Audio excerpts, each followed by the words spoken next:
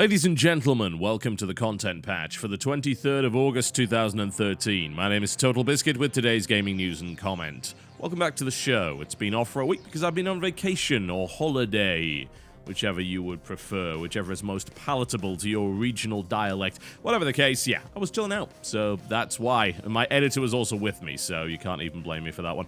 Alright, let's get back on track, shall we? What's coming up in the show? The Elder Scrolls Online is going to cost $15 monthly with a subscription model. New XCOM expansion pack has been unveiled. PlayStation Vita price drop announced at Gamescom, and EA unveils its great game guarantee. All this in the OC Remix track of the day is coming your way right about now.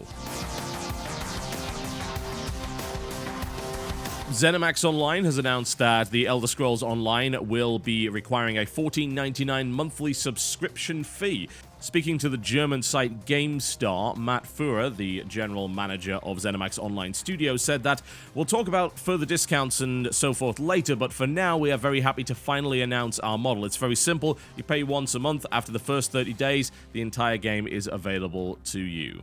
Fuhrer justified his decision by saying that a flat fee for continued unlimited access allows the studio to forgo sacrifices that other pricing models would force. We're building a game with the freedom to play alone or with your friends as much as you want, he said. A game with meaningful and consistent content. One packed with hundreds of hours of gameplay that can be experienced right away, and one that will be supported with premium customer support. Charging a subscription fee means that we will offer players the game we set out to make and the one that fans actually want to play. Going with any other model meant that we would have to make sacrifices and changes that we weren't willing to make.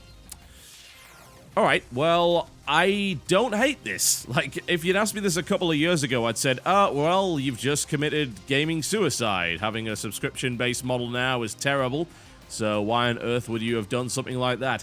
However, I think the landscape has changed somewhat since those kind of remarks. We're getting to a point where WoW is on its decline, yeah? It's probably at the lowest subscriber point that it's been for a very, very long time. It's dropping subs at a fairly consistent rate. It'll probably even out at some point, but it's less of the titan, less of the monolith that it used to be.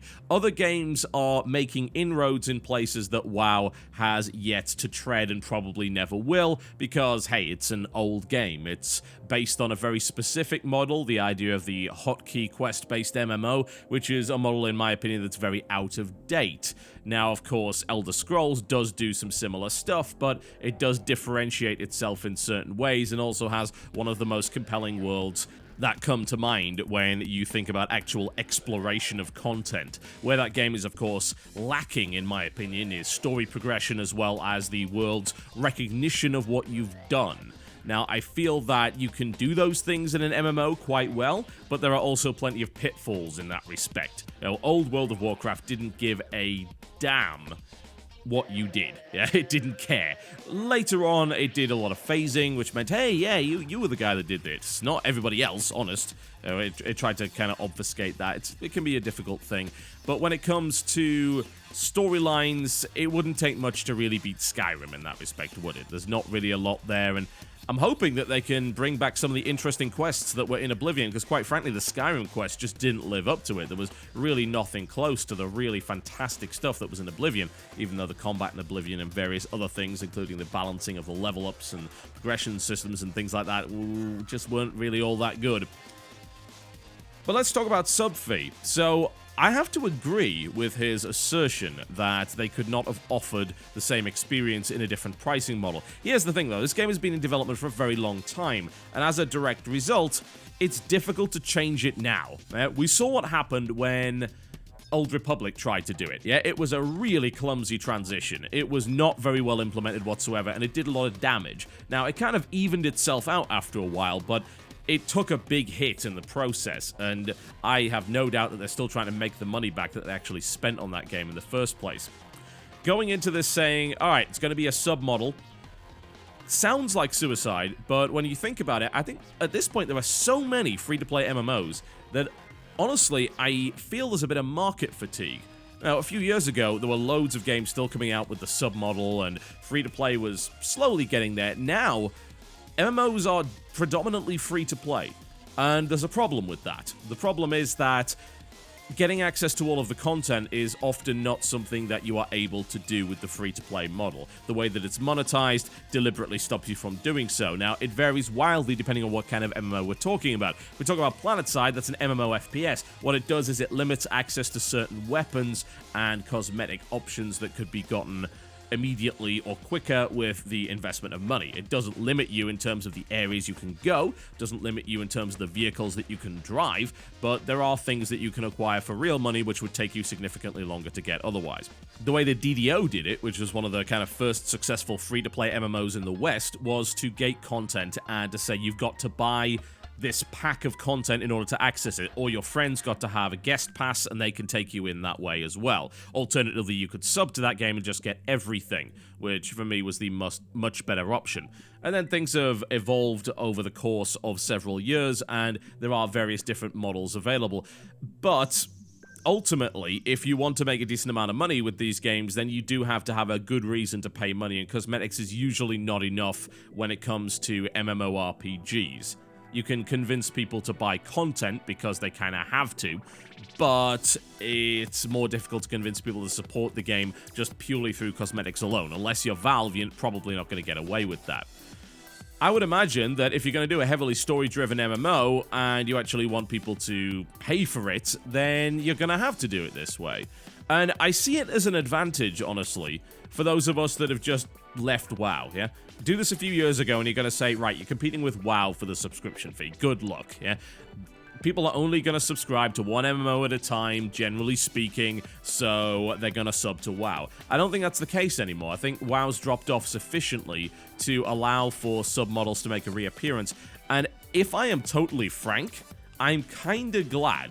And the reason that I'm kind of glad is because it's just easier to pay monthly and have access to everything. And I will know at that point the game is going to let me do everything, and it's not going to be built around the idea that little bits of content are not going to be available to me, that I'm going to run into an obstacle that I can't overcome with anything other than my credit card.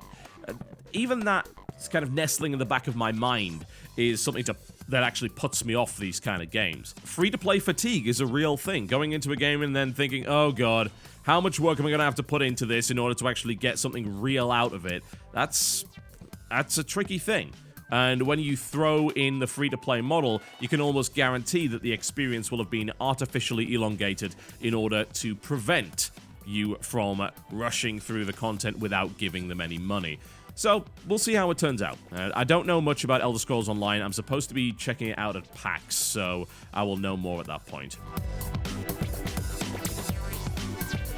The name XCOM Enemy Within was revealed a little while ago, but we didn't know exactly what it was. Was it a sequel or an expansion pack or just some kind of DLC? Well, turns out it is an expansion pack that is heading your way this November.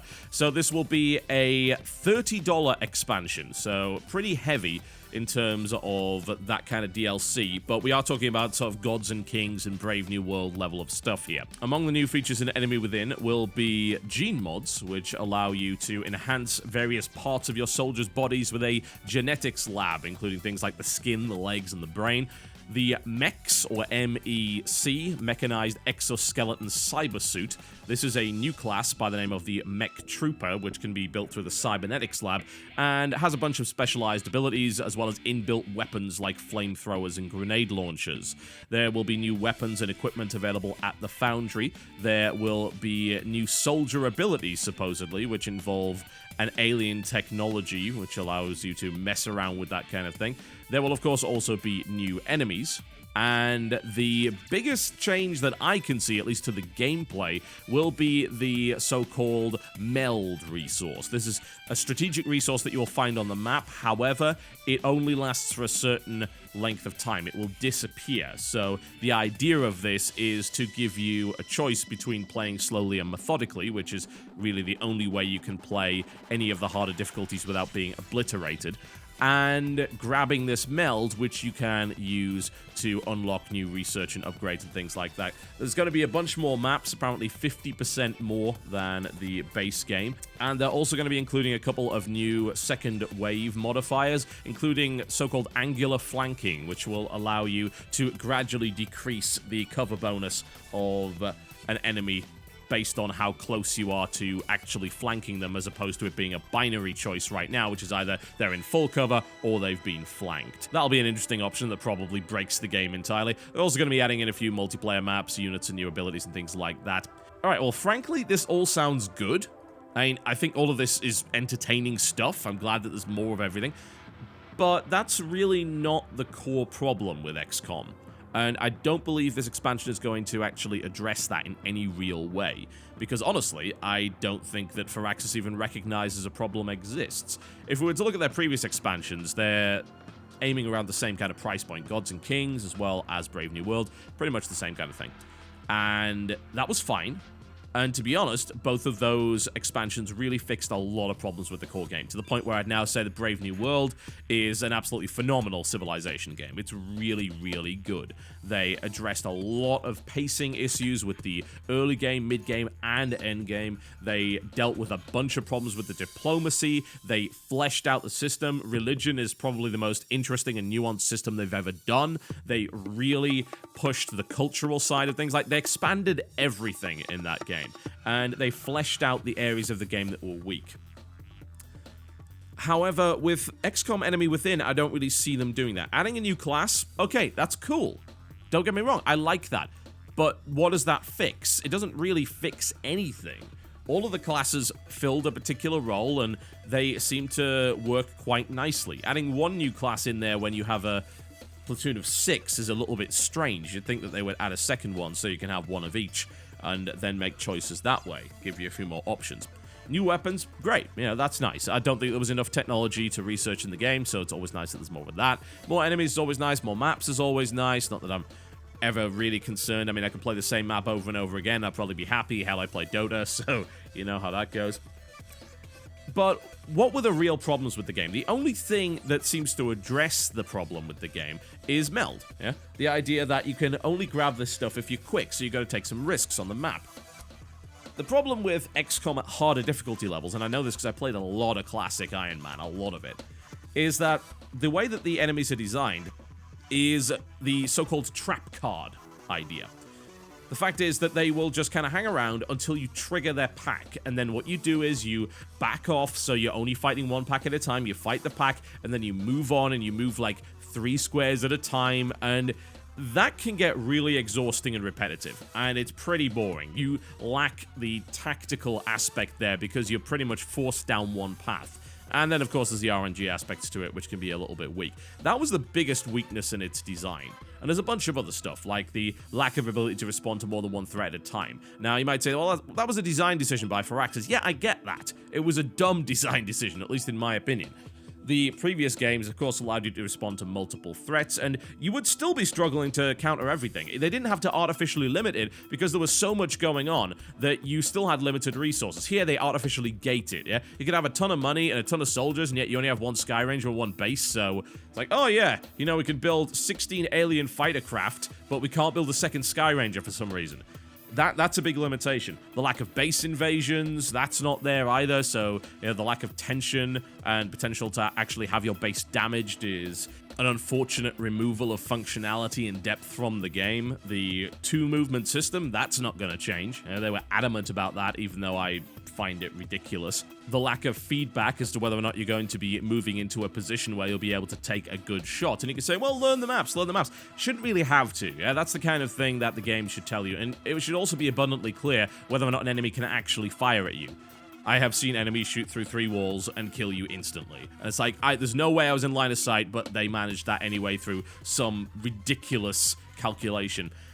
That stuff doesn't seem to be being addressed. And I want to know how meld is actually going to work when it's obvious at higher difficulty levels how the trap card design works. If you're going to rush into stuff, you could risk triggering a second pack, and at that point, good luck surviving. At that kind of difficulty level, it's extremely, extremely hard to actually stay alive and keep your good soldiers alive when you pull more than one pack at a time. It's really difficult. I have to wonder how they intend on addressing that one. You're asking me to bum rush to grab this meld, and yet my entire squad could die. that's not a cool risk, yeah? Because I already know the game's stacked against me. I already know what your rule set is. I understand it. And your rule set says you just flat out can't do that. So how are they going to address that, I wonder? That's going to be an interesting thing indeed. And of course, there's all sorts of complaints about the fact that the game just lacks the tension of the previous ones, and because you can't set ambushes, you know that the enemy isn't hunting for you because it's just standing around waiting for you to trigger them, and all that kind of nonsense. I'll play it. I've got no doubt that I'll play it. I don't think it's going to fix the problems I have with that game, though. I really don't. Maybe it'll get me back into the game for a little while, but screw playing this on Classic, quite frankly. Classic was already enough of a dick as it was. I'm certainly not going to play it with this. When it's telling me, hey, you know what you should do? Rush headlong to grab this resource and then get gunned down by 3 packs of bloody mutons. Sony has announced a very large price cut on the PlayStation Vita by a full $100, taking it down to $199 in the US and 199 euros in the EU. They also announced that the price of memory cards would be coming down, with the 4GB card down to $15, 8GB down to $20, 16GB down to $40. It used to be $60, by the way, and then also a $20 discount on the 32GB, which takes it down to $80. So I mean, for me, it's fairly obvious that the best value, as far as I'm concerned, would be the 16GB at that stage, with a good percentage price cut there, although the 8GB is fairly tempting as well. So this is obviously in response to the fact that people weren't buying the bloody thing, and also that they would really like to get a larger installed user base before the PlayStation 4 comes out, since there's a lot of remote play functionality there. This definitely makes the system an awful lot more affordable, and they've also announced a variety of mega packs, which consist of a bunch of different games and a memory card that will get you started with the system with a bunch of decent games, although I don't believe Persona 4 is among them, so you might be missing out in that respect. I kind of feel like this was needed, honestly. The PlayStation Vita is a really great system, and I'll keep believing that. The design of it is phenomenal, its actual power is great, it is very much portable, and some of the games on it are alright. It definitely lacks a lineup, let's be frank here. Now, if you're not buying it for Persona 4, then you're looking at stuff like, say, Soul Sacrifice, and if you don't want to play that with friends, then you're kind of out of luck because it's not that fun on your own. Gravity Rush, which is pretty good, and then a bunch of ports. Like, this is not ideal, is it? No, the answer is it is not. Slashing $100 off it does make it a much more attractive value proposition, I feel. You could safely buy that, get a couple of games for it, you'll have some fun with it. There's some decent ports, especially if you like fighting games. If you're on the go a lot, it's a great system to have, because good luck playing anything of that kind of fidelity on a mobile phone, especially considering that you will be lacking the controls to do so. It's a nice little system, but how can you possibly justify charging $300 for a system that barely has any games? Yeah, paying $300 to play Persona again is probably not a good idea. That's not going to be enough to really get people interested in it. It needs more games. It still needs more games. Remote play is not enough for me to buy this thing. It's a nice feature. Again, it's just these little things about the Vita. Yeah? It's got nice little things, but it doesn't have that overall killer feature that's like, alright, you've got to buy me now. Remote play is cool, but since I can't do it outside of my home, it's kind of pointless. If you're in a position where your family TV is in constant use and your PlayStation 4 is plugged into it, okay, I can see how handy that would be. It's not that useful for me, though. So it's not a feature that would sell the system to me. It's just a nice little bonus. It's a nice little extra. I think the biggest announcement here, actually, is the cut in prices of the memory cards. Quite frankly, they have been ridiculous, and that's put a lot of people off, especially considering that Vita is really pushing a lot of digital play. That means that you will be buying a lot of games through their store, and you'll also be downloading a lot of stuff through PlayStation Plus for free. And that fills the memory card up really, really fast. And throwing another $100 on top of the purchase for, say, a 32GB memory card, which is really not that large when you think about it. You know, how much is a 32GB flash card?